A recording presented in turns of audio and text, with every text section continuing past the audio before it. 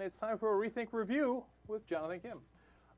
John has amazing stats for you after we watch this review. I'm telling you, you're going to be blown away by them. Don't go anywhere. I'm just giving you a friendly warning because you're going to tell these stats to your friends this weekend. The movie we're reviewing is Living in Emergency. Let's check it out first. Most of the missions that I've done have been in places where a lot of people you couldn't help, and you have to get used to that. You know, you can't expect to turn up in some country where there's a lot of problems and be able to address the needs of the majority of people. And that's why, in some ways, the limit that MSF gives, MSF makes sort of decisions about what the priorities are, and in some ways that's kind of reassuring. But it's really hard to swallow the first time you go out. Davinder, can you understand the difference between the shortage of one antibiotic among 10 antibiotics choices and the shortage of gloves? When were gloves this invented? is medical. When were gloves invented? What does that mean? Oh, it means people, you can practice without gloves. Sure, you can practice without gloves, and you can take a lot of diseases without gloves. When we think of heroes, we usually think of people who risk their lives to save others in moments of bravery. This generally includes people like policemen, firemen, and your occasional Sully Sullenberger, or the guy who jumped off the subway platform to save the dude who fell onto the tracks. But there's an organization of thousands of people who risk their lives in some of the world's most serious crises and dangerous war zones every day, saving hundreds of thousands, if not millions of lives a year under the most difficult conditions. Yet there are no holidays or parades held in their honor, no appearances on talk shows, not even a freaking paycheck at the end of the month for their sacrifices. These heroes are the volunteers of Doctors Without Borders, or MSF for Médecins Sans Frontières, who are the subject of the fascinating, revealing documentary Living in Emergency, Stories of Doctors Without Borders. While made with the cooperation of MSF, which operates in 70 countries using a local staff of over 20,000 people, Living in Emergency is no fluff piece. With surprising candor, the film doesn't hide the grim realities of this kind of work, where these volunteer doctors are chronically under-equipped, overworked, and often isolated in remote posts while sometimes fearing for their lives. We see this through the experiences of several doctors working in the war-torn nations of Liberia and the Congo. There are first-timers like Tom Kruger, a doctor from Tennessee who wants to return to actually helping people instead of dealing with insurance companies, and Davinder Gill, a young Australian whose idealism collides with the realities of working in a bush clinic, where even necessities like gauze and rubber gloves are in short supply. Needless to say, few doctors return for second missions with MSF. We also meet MSF veterans like Chiara Lapora, the young head of MSF's Liberia mission who's tasked with holding it all together and keeping morale up under what seems like impossible circumstances, and Chris Basher, who has embraced MSF's intense nomadic life but feels himself getting burnt out. But Living in Emergency is careful not to portray these doctors as heroes.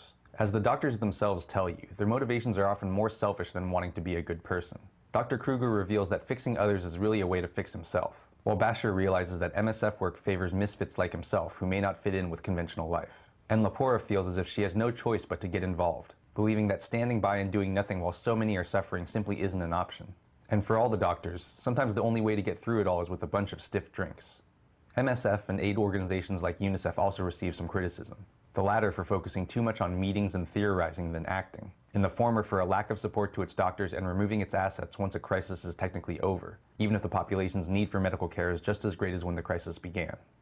In America, we've become fond of calling everyone who serves in the military a hero, even if they're fighting in dumbass, pointless, counterproductive wars like the ones in Iraq and Afghanistan. But in my mind, it's people like the doctors of MSF, warts and all, who are the real heroes. It makes me wonder what it would be like if these doctors got the recognition and support they deserve, if they could get paid for their work, health insurance for life, and were funded at a fraction of the military's budget. If instead of spending billions to train soldiers, we spent some of that money to train armies of doctors and nurses. What if we could deploy vaccines, water purification systems, and mosquito nets the way we deploy tanks, artillery, and predator drones? What if a prerequisite for improving the lives of a people wasn't that we had previously bombed the crap out of them? In an era where wars are fought not against large mechanized militaries, but by insurgencies in the world's most impoverished and troubled countries, what would it do to win hearts and minds if Western countries weren't known as occupiers or tools of corporations, but the providers of needed medicine and treatment to the over 2 billion people in the world who lack even basic medical care? Maybe then we could be the kind of heroes that the whole world could celebrate. I'm Jonathan Kim, and this is a Rethink Review.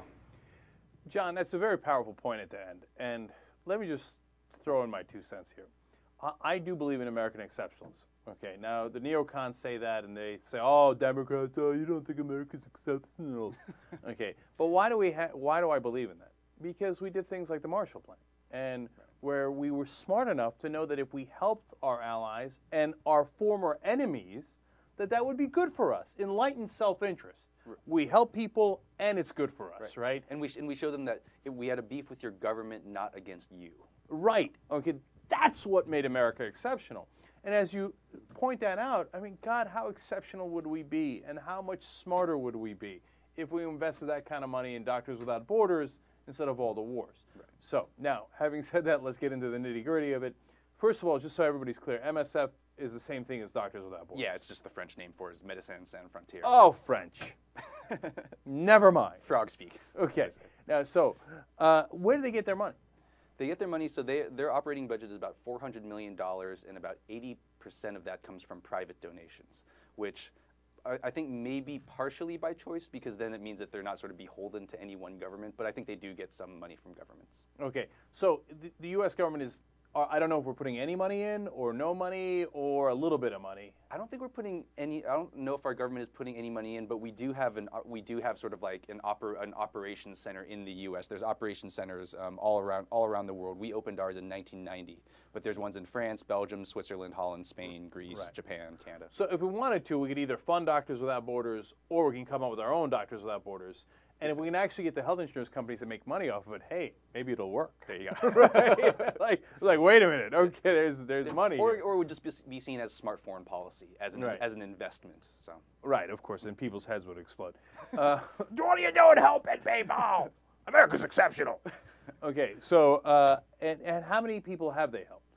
Well, in their stats for 2006 was more than 9 million outpatient consultations, hospitalized 500,000 patients, delivered 99,000 babies, treated 1.8 million people for malaria, treated 150,000 malnourished children, provided 100,000 people with HIV and AIDS retroviral therapy, and vaccinated 1.8 million people against meningitis, and conducted 64,000 surgeries. They're pretty good, pretty good. How many people do they have to make this happen? About, I think it's between 20 and 26,000, and then they also have nurses and staff who are from that country working with them as well. And doctors get paid? No. They don't get paid at all? No, it's all volunteer. Okay, and so they do it for X period of time because they got to go make money, right? Yeah, they have basically 6-month kind of missions. 6-month missions. Okay, God, that's fantastic. And then, so where do they go? Where are the countries they're in? Basically, all the places you wouldn't want to go. Let's see, a few of them are Bangladesh, Nicaragua, Sudan, Liberia, Somalia, Bosnia and Herzegovina, Rwanda, Sierra Leone, Afghanistan, Kosovo, Pakistan. Like basically where there's war. Half their missions are in war zones. Right. And then the other ones are where there's epidemics or there's a natural disaster or something like that. Right. Not to say that you wouldn't want to go to any part of Nicaragua, but that there are a lot of these areas really need the help. Let's put it that way, right? So now, how do they help them? Like malnutrition, what can they do about malnutrition or AIDS or malaria or vaccinations? Well, for vaccinations, they can just give them. I mean, there's so many illnesses that are preventable through vaccinations. They just have to start giving them. And with malnutrition, if you get people kind of high-protein diets, like I was reading something where, like the MREs that soldiers get, they've made something like that, but it's like a high nutrition pack. And instead of having to treat someone's malnutrition by having them stay at a clinic for a long time, which would be really hard, they can just like give them these packs and kind of send them home so they can do it themselves. And I also heard like to stop dehydration, one of the formulas is like water with kind of like a handful of sugar and a handful of salt.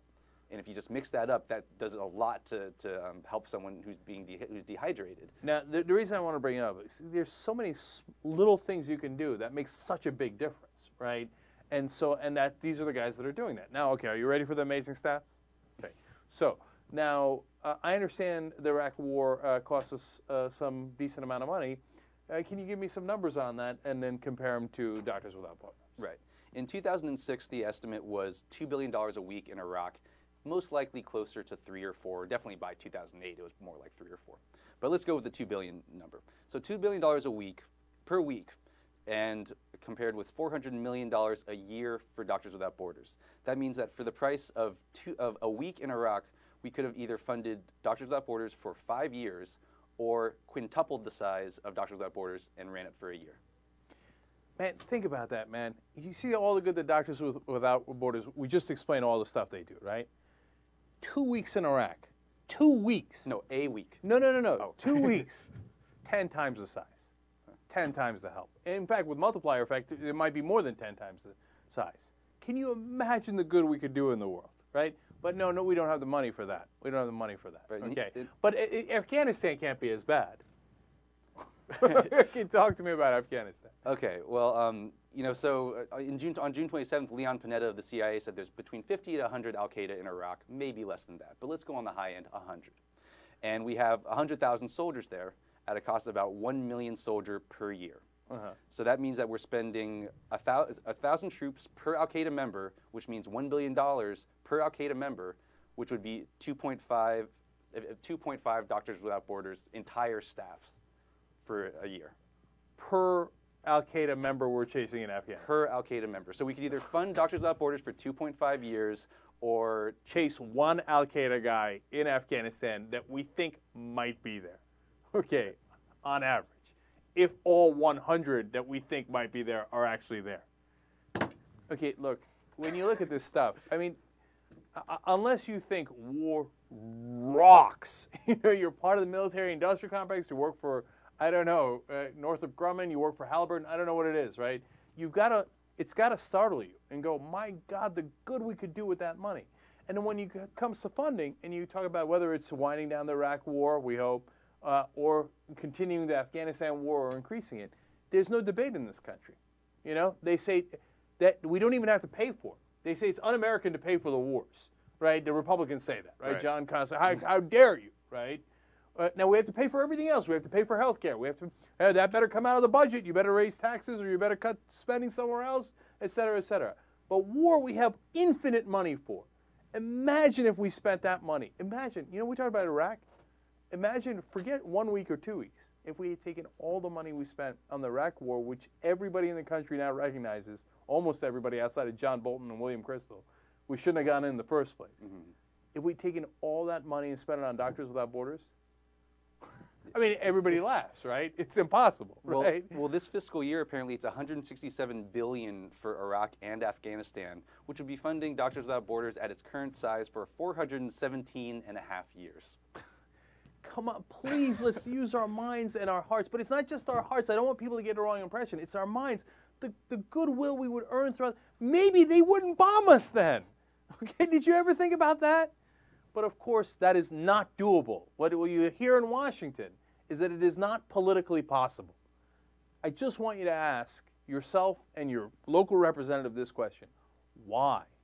Why is it not politically possible? Yeah. It's like, what are our priorities in this country, especially when you hear so many people like, oh, we're in Iraq and Afghanistan to help those people. That's why we're there, is to help them.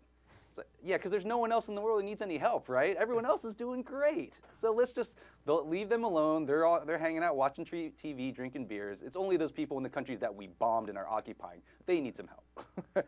Partly because we already bombed them. Okay, yes. Partly. All right, it's a great review by John. Check out Rethink Reviews on YouTube, Huffington Post, and rethinkreviews.net. Thanks so much for joining us, John. Thank you.